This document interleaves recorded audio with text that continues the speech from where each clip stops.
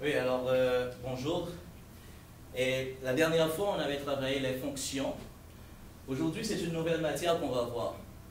Et je vous dis d'avance, c'est une matière qui est assez difficile parce que c'est la première fois qu'en secondaire, nous allons aborder la notion de preuve en mathématiques.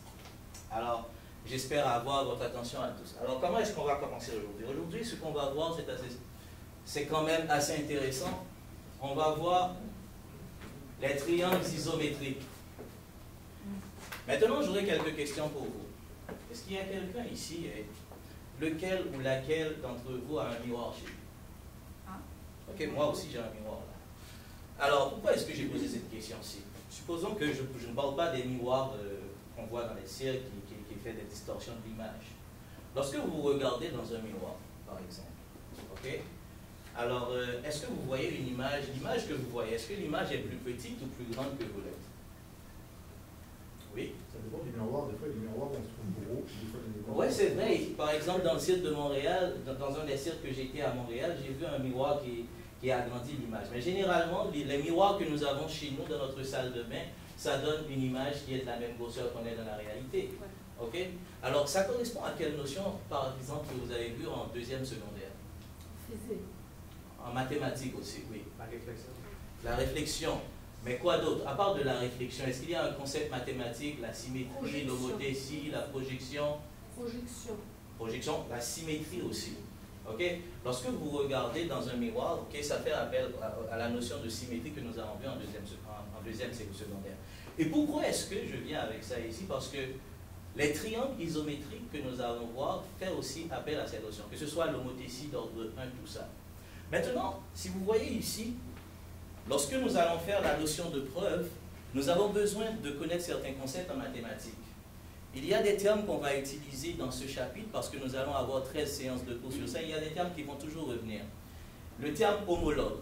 Alors je vous le dis, à chaque fois que vous voyez homologue, homologue veut dire comparable ou bien correspondant. Nous allons avoir les termes congrus, isométriques. Lorsqu'on parle de congruence, d'isométrie, on fait référence à la même mesure, la même forme et la même grosseur.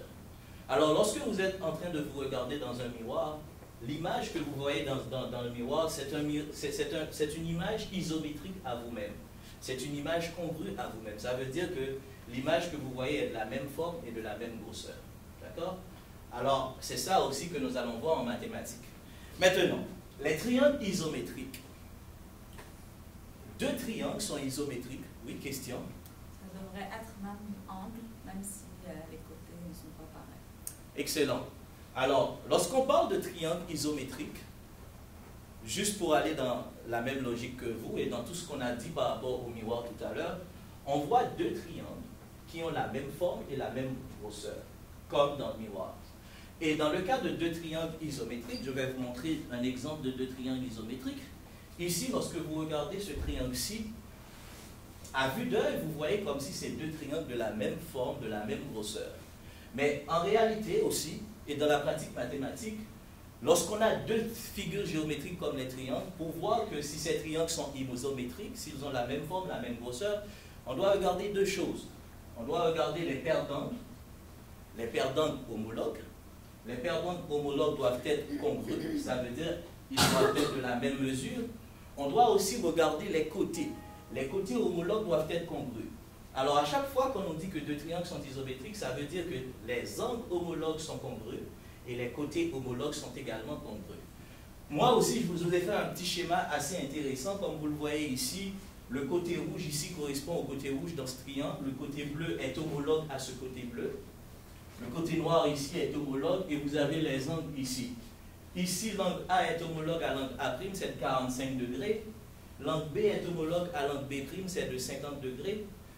Le troisième angle dans ces deux triangles, comme vous savez, la somme des angles d'un triangle. C'est quoi la somme des angles d'un triangle? Oui?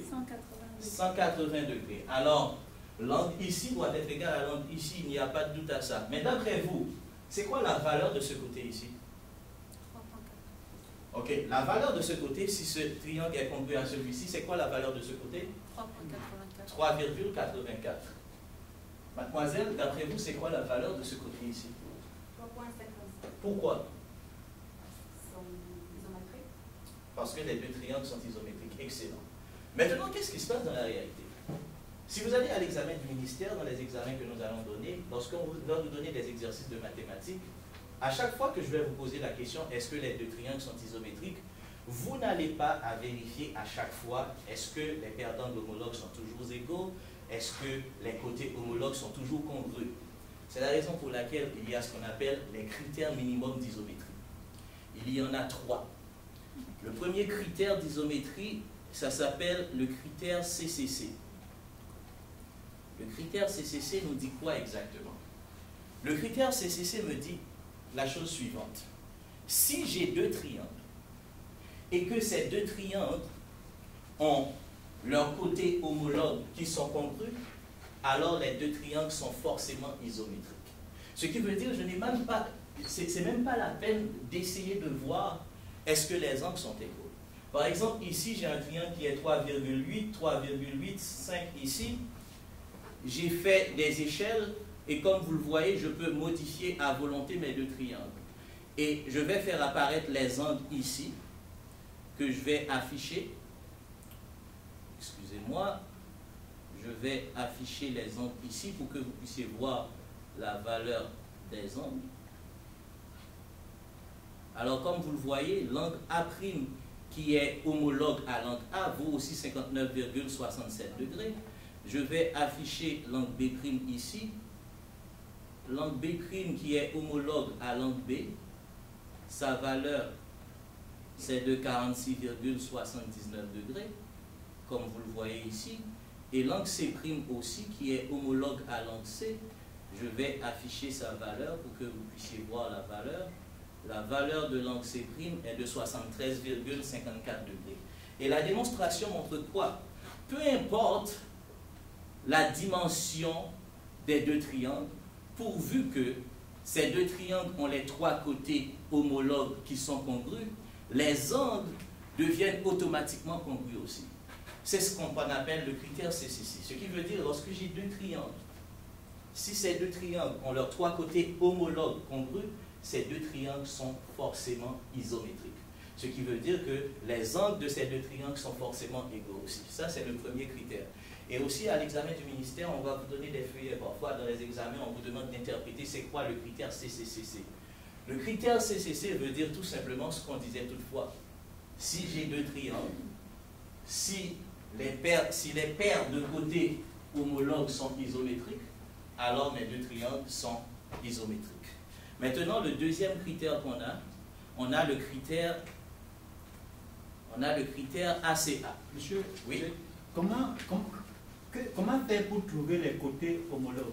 Les côtés homologues? Oui, comment je saurai, quand je serai à l'examen, que tel côté est homologue à tel? Excellente question. Comment est-ce que vous allez le trouver? Par exemple, ici, la première chose, moi en tant que professeur, je peux vous faciliter la tâche. Par exemple, je peux vous donner un triangle ABC et vous pouvez avoir un triangle A', B', C'. D'après la nomenclature, vous pouvez déjà commencer par avoir une certaine compréhension. Je vais vous montrer d'autres stratégies pour les identifier. Mais comme vous le voyez au tableau ici aujourd'hui, avec l'objectif qu'on est en train de poursuivre, je vous permets déjà d'identifier les côtés homologues. Ici dans le tableau, le côté rouge ici est homologue au côté rouge de ce triangle. Le côté noir est homologue au côté noir et le côté bleu est homologue au côté bleu. Je vais vous donner d'autres stratégies dans le tableau.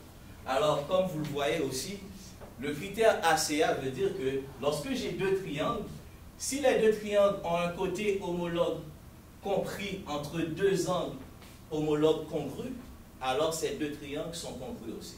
Alors, une fois que mes deux triangles respectent ces critères, je n'ai pas besoin de vérifier les autres critères, ce qui veut dire que ces deux triangles, je peux conclure que ces deux triangles sont des triangles congrus. Et aussi, comme petite démonstration, vous pouvez voir, quelle que soit la dimension que je modifie les rectangles, les angles, ça se conserve toujours.